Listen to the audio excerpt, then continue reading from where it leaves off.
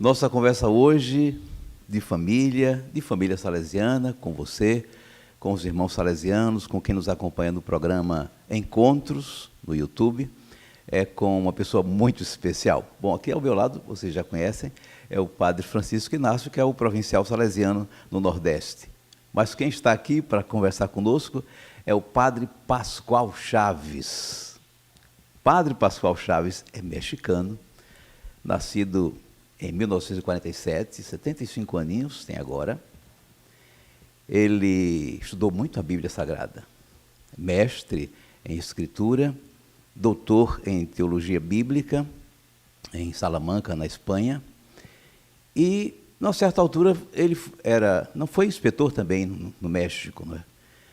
Num dos capítulos, acho que era o 24, o reitor mor de então, o padre Vec, ele não era, estava no capítulo, o chamou, apresentou para ser o conselheiro regional da área norte do nosso continente, Estados Unidos, México, e ele fez esse serviço.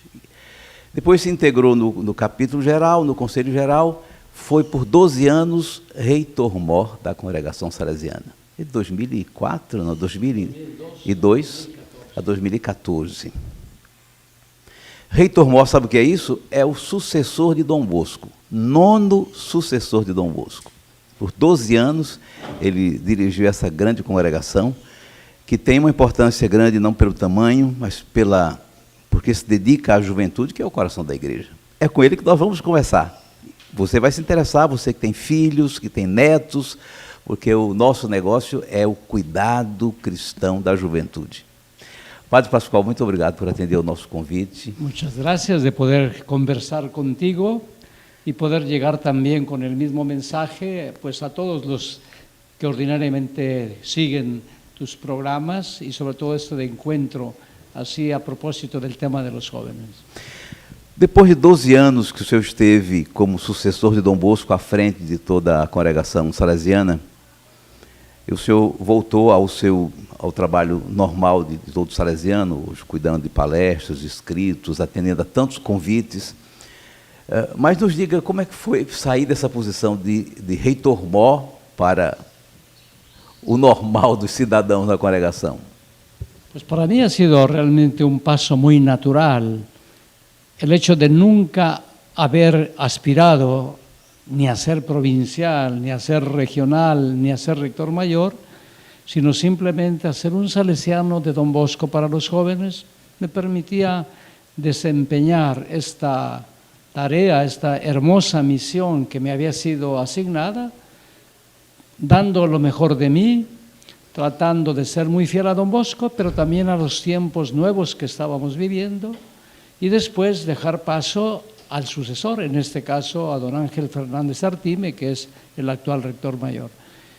Pero él quería que continuara colaborando con él en la formación y animación de la inspectoría, de la congregación, de la familia salesiana, y estar disponible para la vida consagrada, porque yo fui por 6 años presidente de la Unión de Superiores Generales. Y al mismo tiempo, pues al servicio de la Iglesia. Y esto es la razón por la cual me pidió que me quedara en Roma, y desde entonces, desde el 2014 en que terminé, continúo haciendo este trabajo. Como dice él, así los dos continuamos llevando adelante esta obra de animación y formación.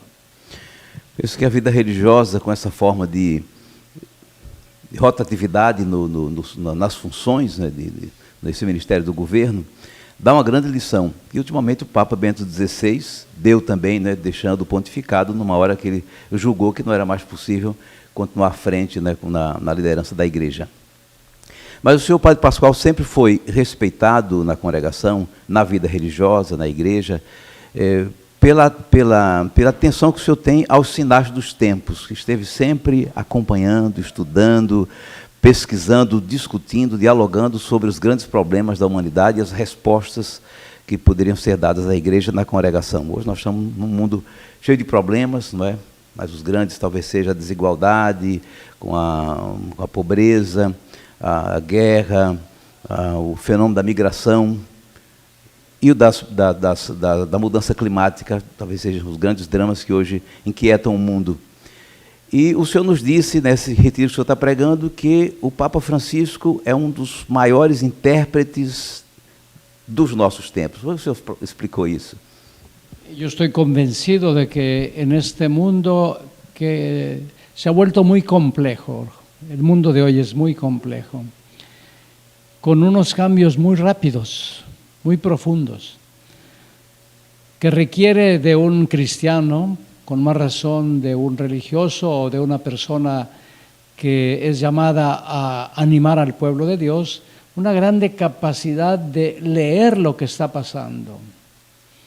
¿Por qué? Porque la fe se vive encarnada. La fe no es una respuesta abstracta a Dios. El cristianismo es fundamentalmente la encarnación de Dios en el mundo, en primer lugar a través de Jesús, pero a través de cada uno de nosotros. No se puede ser sal de la tierra, no se puede ser levadura en la harina si no conocemos cuál es la harina. Por lo tanto, la harina, ¿no?, es lo que hoy está siendo esta realidad tan desafiante que es el mundo de hoy. Y según yo, no hay nadie como Francisco que sea capaz de leer lo que está pasando, no simplemente describiendo los síntomas, que lo podemos hacer muchos, sino buscando de ir a las raíces, a las causas, ¿verdad? ¿Por qué? Porque si no se va a las causas, todas las soluciones son epidérmicas, no logran llegar al corazón de las culturas y de los cambios.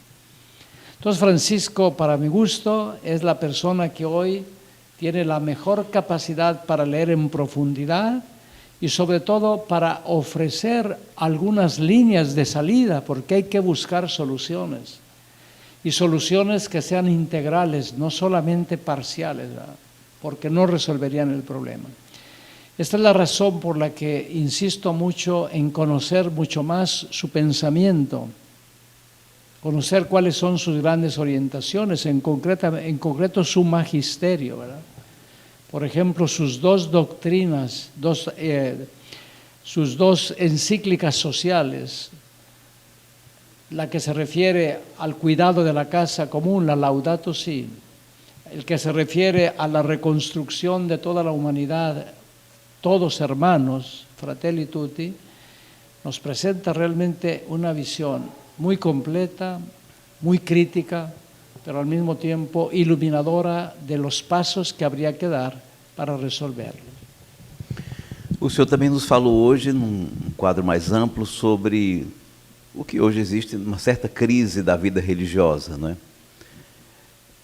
A vida consagrada sempre foi uma contribuição importante da igreja no mundo, não é? E também uma contribuição à própria igreja, na sua compreensão do seu serviço, na sua missão.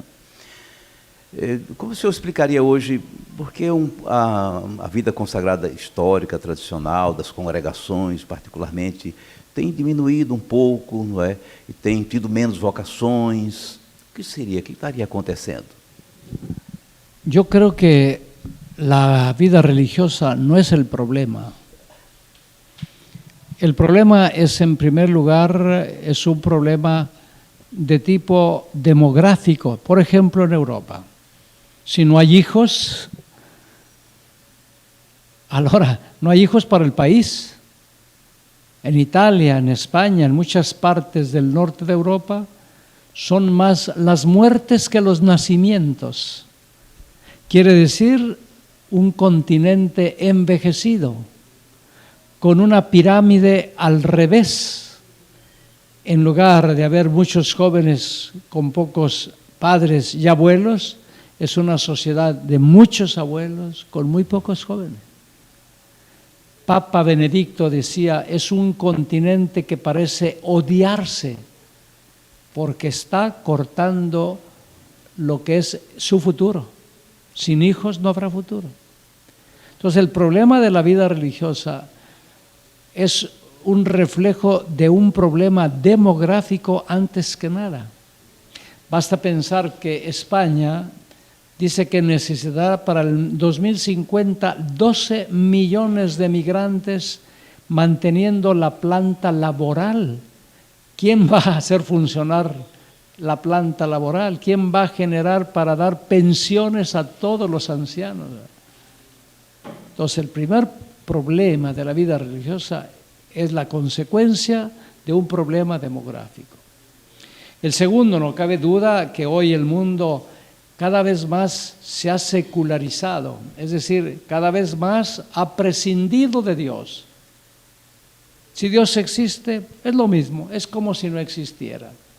Entonces, todo lo que era una visión religiosa, cristiana, un humus católico, en la medida que desaparece, hace más insignificante, más irrelevante la vida consagrada. La gente se pregunta, ¿ser religioso o religiosa para qué?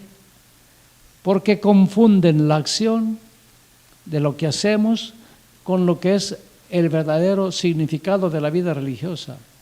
El significado de la vida religiosa es fundamentalmente anunciar que Dios es el único valor absoluto, mientras que ahora Dios es relegado o simplemente a la conciencia personal o completamente desaparecido del tejido social y obviamente de las opciones políticas. Dios no cuenta. El segundo grande valor de la vida religiosa es ser un signo de una fraternidad universal. Hombres y mujeres de diversos lugares, culturas, se unen en comunión, renuncian a todo y comparten todo, ¿no? Entonces, son realmente un fermento de una humanidad que si quiere reconstruirse tendrá que aprender a lograr la unidad en la diversidad. Personas diversas que logran una única comunidad, ¿no? Y obviamente la tercera no es la última, sino quizá la más importante, la misión. Cómo hacer visible a Dios también a través de nuestra acción, o educativa, o de promoción humana, o abiertamente de evangelización, en forma de ayudar a las personas a descubrir la respuesta a los grandes interrogantes de la vida humana. ¿Quién somos? ¿De dónde venimos? ¿A dónde vamos? ¿Qué es la vida? ¿Qué es la muerte? Por eso, la segunda razón es una cultura en la que es muy difícil que tenga sentido la vida religiosa.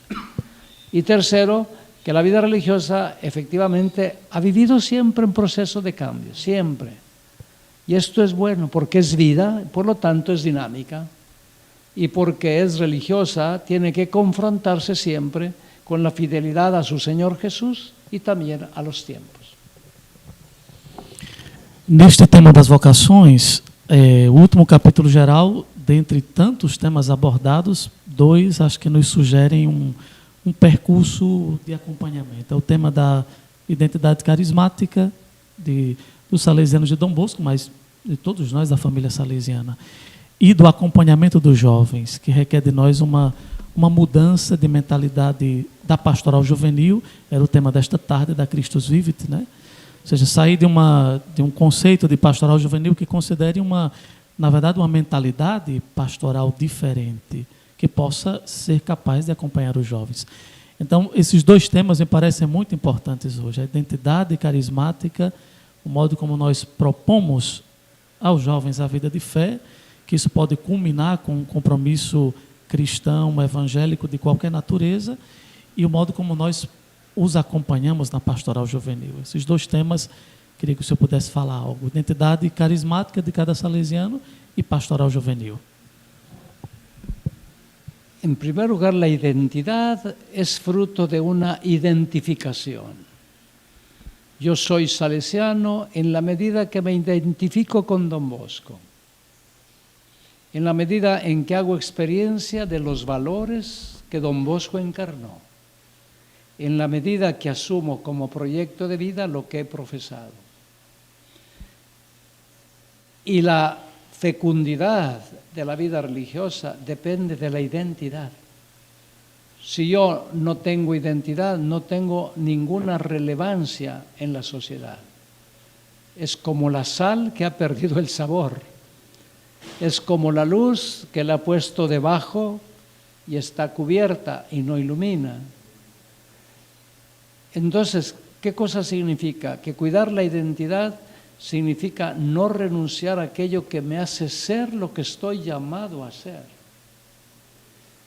Y lo tenemos con una doble apropiación, apropiarme del Evangelio, es decir, vivir el Evangelio y al mismo tiempo asumir el proyecto de vida de la respectiva congregación, en nuestro caso, de las constituciones salesianas. Sin identidad no somos significativos y no somos fecundos. Por lo tanto, todo se juega en ello, No es así al acaso que el rector mayor haya querido tomar como primera opción de este segundo sexenio suyo como rector mayor el tema de la identidad carismática. Y lo dice explícitamente. No basta hacer la primera profesión para pensar que somos salesianos. Será siempre fruto de una auténtica identificación con Don Bosco, ¿verdad? Y cita, de hecho, al joven Caliero, ¿no? Aquel joven de los primeros discípulos de Don Bosco que llegó después a ser obispo y cardenal, religioso, no religioso, monje, no monje, yo me quedo con Don Bosco, lo que significaba su deseo realmente de compartir. A mí me gusta mucho un signo que Don Bosco hacía hablándole a Miguel Rúa. Miguel Rúa tenía 12 años, Don Bosco iba a visitar el colegio de los maristas, él era un alumno de ellos, ¿verdad? Y a todos les daba estampitas, ¿verdad? De lo que tuviera. A él no le daba ninguna estampita, ¿verdad? ¿Qué cosa hacía? Le ponía la mano y con la otra mano hacía este gesto, como quien corta la mano. Y Don Rúa nunca entendió por qué él no le daba la estampa y por qué le hacía aquel gesto, hasta el momento de la ordenación. Y le dice, ¿qué significaba todo esto? Que tú y yo vamos todo a mitad. Que no significa, siendo dos, vamos a ser más productivos. Significa, tú serás mi continuador. Tú serás mi sucesor, ¿verdad? No solamente como rector mayor, sino sobre todo como aquel que continúa mi espíritu, la misión y la espiritualidad. Esta es la identidad carismática, ir a mitad con Don Bosco, no para ser más, para ser Don Bosco. Oiga. Y esto mismo tiene que ver, obviamente, con la forma en la que hoy realizamos el acompañamiento de los jóvenes, ¿verdad? Estando insertos en su mundo, caminamos con ellos en forma tal de poder saber qué llevan en el corazón, cuáles son sus inquietudes, sus angustias, sus deseos, sus miedos, y juntos caminar, ¿verdad? Para ayudarles a descubrir el sueño de Dios sobre cada uno, a descubrir proyectos de vida, ¿no? Don Bosco fue un soñador que hacía soñar en grande a sus jóvenes, y a eso estamos llamados. Esse é o verdadeiro acompanhamento. Padre Pascoal, o pessoal em casa poderia fazer essa pergunta, porque um dos nossos problemas, digamos, no dia a dia de ajudar as famílias a levar adiante a formação cristã dos filhos, é que se consegue até uma certa fase acompanhar os jovens, as crianças, os adolescentes, até a crisma, e depois é difícil que esses jovens continuem na igreja, né? O que é que poderia estar acontecendo? O que é que, do ponto de vista salesiano, poderíamos aconselhar os pais e mães de família do que fazer em relação aos seus jovens que os viu crescer na fé cristã e depois tomou outros destinos e parece que não lhes aconteceu nada? Teríamos alguma dica, alguma ideia para dar às famílias? Lo primero es que a los jóvenes nunca hay que controlarlos, nunca hay que controlarlos. A los jóvenes hay que acompañarlos, ¿verdad? Acompañarlos significa yo respeto el camino que estás haciendo. Yo también, cuando era adolescente, llevé mi propio camino, ¿no? Lo único que quiero que sepas es lo que le diría un papá o una mamá a un joven, es que cualquier cosa que te pase, yo estaré contigo. El saber que cuenta contigo, ¿no? Porque esto le dará al joven la confianza de tomar su libertad en serio, de volverse responsable de las acciones que tomará, porque es su vida. Sus padres han vivido su propia vida. Por eso los jóvenes, ¿qué cosa les dicen a los padres? A mí lo que me interesa es que no me cortes las alas para volar. Déjame volar. Tú volaste a tu tiempo, déjame volar a mí. Entonces, nunca hay que cortar las alas a los sueños de los jóvenes. Hay que invitarles a eso. Pero hay que ser conscientes de que con frecuencia se sienten fracasados, que los sueños que sueñan a veces parecen inalcanzables y tienden entonces a desanimarse, tienden entonces a renunciar a cualquier cosa y se paralizan. Es el momento de estar cerca y de volverles a ayudar a levantarse y seguir caminando. En nuestro caso es normal ver cada vez más al joven que, recorrida una etapa de la vida cristiana, parece un poco alejarse.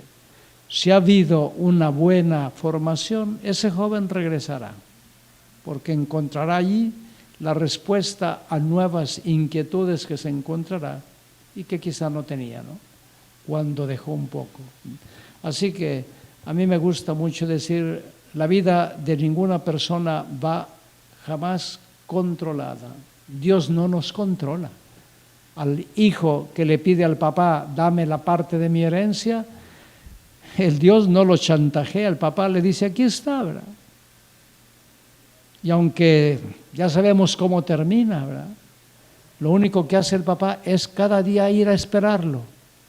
Y cuando ve que llega, corre a su encuentro y lo va, porque ese joven ha descubierto a su papá. Hasta entonces ha descubierto al papá, no lo había conocido como padre, porque cuando menos razón tenía de llamarse hijo, el padre continúa diciéndole hijo, ¿verdad? Y cuando el hijo mayor no quiere entrar, el papá no se queda sentado, va afuera y le invita a entrar a la fiesta. El papá está siempre fuera esperando al hijo que se fue o al hijo que no quiere entrar. Esto es lo que Dios nos ofrece como modelo para los papás. Na nossa inspetoria temos expressivo grupo, não, melhor, expressivo número de grupos da família salesiana no Nordeste do Brasil. Isso é muito belo, porque o capítulo também nos ensinou que eles não estão conosco, os leigos, sobretudo, por necessidade ou por concessão, mas porque a gente começa a compreender que a missão é nossa, não é? Então, nós, além de agradecer por tantos membros da família salesiana, queria também que o senhor deixasse uma mensagem, como a gente crescer cada vez mais nesse percurso. Por exemplo, no nosso retiro temos os leigos desta vez, são diretores, leigos comprometidos com a obra. Como compreender que a obra não depende da coordenação ou da liderança somente dos salesianos, mas pode contar com um grande número de pessoas, leigos, colaboradores nessa missão? Hubo un sínodo que se llamó Los Fieles Laicos. Y en ese momento, Juan Pablo II, que era el Papa, volvió a recuperar lo que había dicho ya el Concilio Vaticano II, que el laico, en virtud de su bautismo, es plenamente no solamente un cristiano, es llamado a ser un apóstol, por vocación. Y sobre todo, importante lo que decía San Agustín, ¿verdad? Decía, yo soy cristiano con ustedes, obispo para ustedes. Ser cristiano es el título de gracia, es ser hijo de Dios. No hay nada más grande que ser hijo de Dios. Ser obispo es el título del servicio que ofrezco. Ser cristiano me llena de confianza porque sé que tengo en Dios un papá. Ser obispo me llena de temor porque me van a pedir cuentas del rebaño que me fue confiado, ¿verdad? Entonces ya desde ahí, quizá nosotros comenzamos poco a poco. Don Egidio Vigano entonces convocó el capítulo general 24 para los salesianos con este tema: salesianos y laicos compartiendo espíritu, carisma y misión. Por desgracia, muchas inspectorías de la congregación fueron muy lentas a entender esto. Por ejemplo, en Italia, donde la mayor parte las obras eran tan llenas de salesianos que ellos hacían todos, no había espacio para los laicos. Les ha costado mucho entender que el laico no es un mal necesario. Como diciendo, hoy lo necesitamos porque somos menos, es un mal porque es un laico. No. El laico, por vocación bautismal, está llamado a compartir. Y si está con nosotros dentro de las obras salesianas, tiene que compartir carisma, espíritu y misión, ¿verdad? Por eso se dice que hoy hay un nuevo sujeto pastoral. El nuevo sujeto pastoral se llama salesianos y laicos compartiendo. No es lo mismo decir que son corresponsables a decir que son colaboradores. Hay que cambiar la forma de pensar. El colaborador es alguien que depende de mí. En cambio, si es corresponsable, tiene tanta autoridad como yo en lo que es llevar adelante la obra en toda su expresión. Por eso estamos invitados siempre a crecer más en esto, con todo lo que significa la formación, lo que significa el mayor conocimiento, lo que significa el respeto a lo que ellos dan desde su propia situación laical, ¿verdad? Que es una riqueza que complementa la nuestra. Nessa última parte da nossa conversa, o senhor só vai poder dizer uma frase. Não pode fazer um discurso, tem que dizer só uma frase e o padre me ajuda. O que o senhor diz a um jovem que está pensando em vocação? Uma frase. Dale a Dios una oportunidad que Dios no te defraudará. A um jovem que está com uma ideia de suicídio, há muitos jovens que estão perdendo o sentido da vida, estão assim pensando. O que o senhor diz? La vida es una oportunidad para ser felices. Por lo tanto, vuelve a recuperar la alegría de vivir. Falou de um jovem vocacionado. Nós, na inspetoria, temos a graça de ter um número considerável nas etapas de formação. Aos jovens salesianos. Cada uno de ustedes, mis queridos jóvenes salesianos, está llamado a ser otro Don Bosco hoy. A quem hoje na igreja está se interessando pela comunicação social. Es hoy una de las formas en que podemos llegar con el Evangelio y con el anuncio de Cristo a más personas obedeciendo a Jesús. Com a mesma pergunta, mas há um leigo colaborador ou um leigo corresponsável na nossa missão. Gracias por compartir con nosotros la pasión de Don Bosco. Es lo más grande y lo más divino que existe, educar a los jóvenes. Aos consagrados religiosos idosos que estão pensando, não sirvo mais para nada. Lo mejor está por llegar, el encuentro personal con Dios. Padre Pascoal, muito obrigado por nossa conversa, né? Espero que os irmãos tenham gostado e possam aproveitar bem os salesianos, os colaboradores, essa palavra não é boa, né? Os leigos que participam conosco da missão e as famílias que nos acompanham. Muito obrigado.